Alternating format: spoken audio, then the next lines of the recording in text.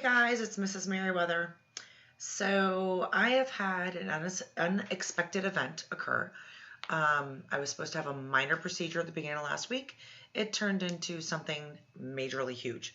I will not be in it all this week. However, lectures will be put up for Monday, Wednesday, Friday of this week coming up. If for some reason that can't happen, depending on my follow-up doctor's appointments, Mrs. Dr. D will be in to lecture for you. I'm very sorry. This was completely unexpected. I plan to do this all over Christmas break. But in the meantime, for your Monday lecture, which is what we were going to go over anyway, I just kind of want to go through the syllabus a little bit. I'm not going to read this to you. You all are perfectly capable of reading this. I just want to hit kind of the highlights. So first and foremost, this is how you can reach me. You can reach me at my phone number. That's going to be a little bit tentative, but my email is the best. If you don't hear from me within 24 hours, please contact your division chair, which is Dr. Steve Borginini. His contact information is on your syllabi. Your syllabi is already uploaded in Blackboard, and you can reach me by appointment. And also our classes are meeting Monday, Wednesday, Friday from 9 to 9:50. And lab is Mondays from 1:30 to 4:30 p.m. Generally speaking, lab will take the entire time. There are very few times it will not, but we will be meeting. Our lecture will be held in CFA 100. Your lab will be held in CFA 113. Your final exam is May 4th at 8 a.m. to 10:30. All of your prereqs and your required text and lab manuals are listed on your syllabi. I am not requiring for this course any online codes or links or anything you might need in order to do online homework. All the homework that is assigned, it's already up. Everything in Blackboard is up. I'll go to that in just a moment. All your homework will strictly be graded for completion only. That is why I upload the homework and the keys as well. So it's strictly graded for completion.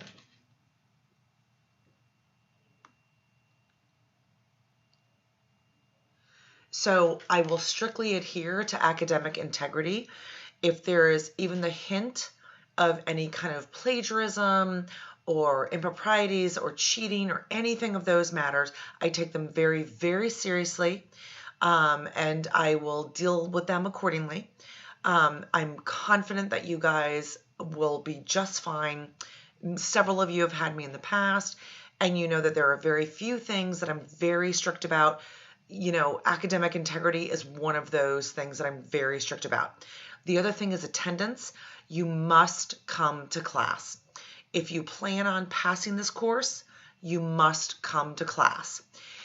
If you miss more than four scheduled class sessions a semester, your grade will be reflective of it. It is your responsibility that if life happens, if you get sick, if all these things occur, that you are responsible solely for getting the notes missed. I will do my best to make sure that all lectures are recorded and uploaded into Blackboard. So those of you who are student athletes, or, you know, if you're sick or with the flu or all these different things, that you will have access to it. Basically, my rule of thumb is so long as you don't make it a habit to miss class, I will work with you. The other thing moving forward is I don't need details. I don't need your own personal information. But if you're going to miss class and you know something is happening, I can't help you if you don't tell me what's happening. So basically, just give me a heads up. That's all I'm asking for. In this course, it is going to be critical that you are involved in the discussions. So take notes, be involved, answer questions. I know some of you may be very quiet. Some of you may be not quiet. But at any rate, I expect everybody to have an equal opportunity to respond to questions that I ask and to kind of be readily involved. And as far as cell phones are concerned, The very first time I hear them go off or I see a flash of light, you'll be asked to turn it off. The second time, you will be asked to leave. You will be graded on a 10-point scale in this course. That is common for me. I never deviate from a 10-point scale. If you have any questions about that, you can ask me individually. Unlike Gen Chem 1 and 2, this course has a separate grade for your lecture and your lab. So your lab will be your own grade in and of itself. Your lecture will be its own grade in and of itself, and it's graded on a 10-point scale. Now, I say generically speaking for lecture, you will have 3 exams. My methodology is that I put it out there just kind of 3 exams, but I much prefer to have more exams on less information than less exams on more information. So if I can fit another exam or 2 in there, I would prefer that, but my minimum is 3 plus your cumulative final. There is no midterm for this course. Again, homework simply is collected and checked for completion. Your homework is due the day that you will take your test. So on test day, you will be expected to bring in all the homework that is related to that exam. No lates, no exceptions in any way, shape, or form. You will have several weeks to complete this homework. Therefore, there are no lates, no exceptions. I highly recommend taking pictures with your cell phones, scanning, etc. So if you get a flat tire on the way to campus, or if you're sick with the flu that day, or anything happens, you can simply email me what you have scanned and taken pictures of, and I can take that into account, and I will receive the hard copy later. Quizzes are random. They will be unannounced. You will have quizzes. They will be at the beginning of lecture. I will hand them out. If I'm going to give a quiz, they will be handed out in the first 5 minutes of class. If you are late, you do not get to make these quizzes up. If you miss more than 10% of the scheduled class sessions, which for us means 4 to 6 classes depending on how it goes, because I'm kind of building in free days, weather days, those kinds of things. We will again do the math, but 10% of the scheduled class session will, if you've missed, will reflect your total grade. If you miss more than 2 labs, you will receive an F for the course and the lab. Also, I highly recommend that you bring your textbook or e-text, whatever, your device or your actual textbook to every class and lab. This one right here is the most important thing for this course. Organic chemistry is a very difficult course. It is difficult in that it takes a lot of work. You need to set aside 1 to 2 hours per day of study time. Now, this is on Mrs. Dr. D's class assessments. I would even say 3 to 4. So for every hour you are sitting in lecture, you need to set aside 2 to 3 hours of study time. Keep up with the homework. Do not get behind. You will hear me repeat this day in and day out for the entire semester. It will be very obvious to me those who do not keep up on the homework simply based on test grades. Based on my following and my records that I keep, those who do not keep up with homework, their test grades are 100% reflective of that. It's indicative of that. Don't miss class. You need to be here. Don't miss class. Again, if you're throwing up with the flu, please don't come to class. But in general, just don't miss class. Obviously, life happens, and you're going to get sick. You're going to, have life crises occur. That's okay. Email me, text message me. Let me know what's happening so I can help you. But in general, don't miss class. Take notes. I have PowerPoints up for you to print out that you can print out before class and that you can write on, so you're spending less time writing and more time listening, but just maybe, writing down those side notes that I say during class. Read the chapter before you come to class. Don't fall behind in coursework. I am very clear on what I expect of you. I am very clear of the things you need to know. Don't fall behind. Do the work, get ahead, stay ahead. That's my motto. Get ahead, stay ahead. Don't be afraid to go to the tutors or ask me for help. We have tutors that the chemistry instructors pick. We hand pick these tutors. Go to them for help. Even if that means you going to the Bluffton campus, go to the tutors for help. If you don't have access to a tutor because you have no way of getting to the Bluffton campus, or there are no Beaufort campus tutors, email me. I can meet with you. My best days to be able to meet are going to be Mondays between lecture and lab. Schedule an appointment with me. Don't hesitate to contact me. I can't help you if I don't know what's going on. For inclement weather, which we should only see, hopefully, in the first couple of weeks of the course, strictly adhere to the USCB website.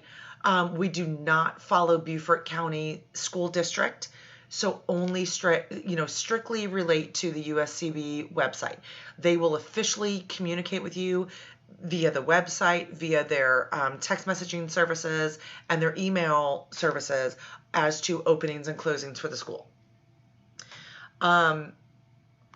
Again, due to my surgery, I have to outline this. This is a new adherence to the exam policy that was outlined for us a few days ago. I have not had a chance to update my syllabi. I will do that in the next 72 to 96 hours.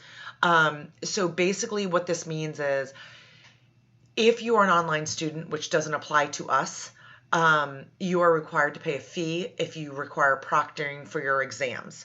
If you're an ADA student, if you are, you know who you are. If you are not, you don't know what I'm talking about. The reality is we don't do any online proctoring instruction, so number 19 really doesn't apply to you. So there's that. Just know I have to update that in my syllabi, but it doesn't apply to US students. Your reading schedule is outlined. I've already uploaded a secondary just Word document. You can see it here. It's its own individual document that you can print out. And this tells you generically what you need to be reading ahead of time, when your exams are, what reviews are, etc., etc. There will be quizzes in here. Notice it is the week of. It does not give a specific date. It is just simply the week of, for example, the 13th, the 20th, the 27th, etc. You should expect to see your first exam by the beginning of February, your second exam middle of March after spring break, your third exam by mid-April. Note, Easter is April 12th, so I might have to adjust this date right here. When in fact that happens, I will do it. There are no classes January 20th or March 9th through 13th. Now, I just wanted to show here. So if you go to course content, what you will see is general course information. This is where your syllabi, your tentative course readings, all those things are listed. Lectures for printing. This is where you will print lectures. I have them done by exam 1, exam 2, exam 3, and there's just a generic one here. So you can print all these out. They're in order of chapter, and you can print all them out for the purposes of just making sure that you have everything you need.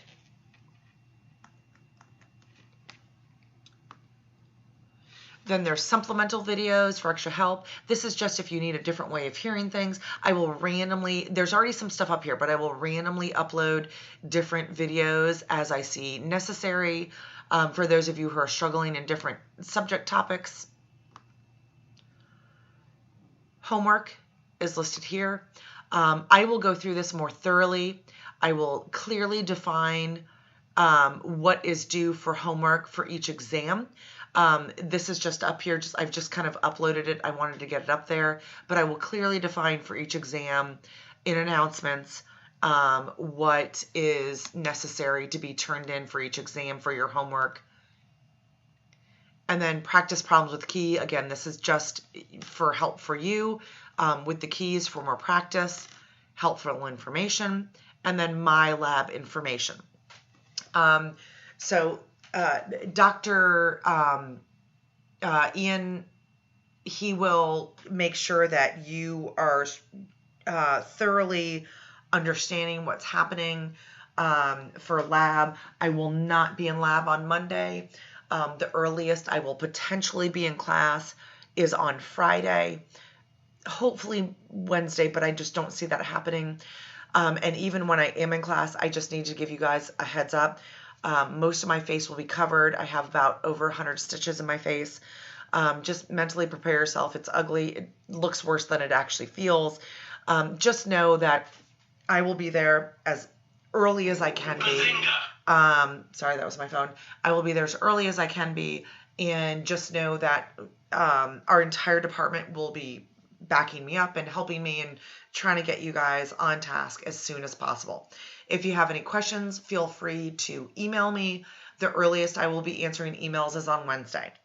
Thanks so much. We'll see you guys next week. Happy semester.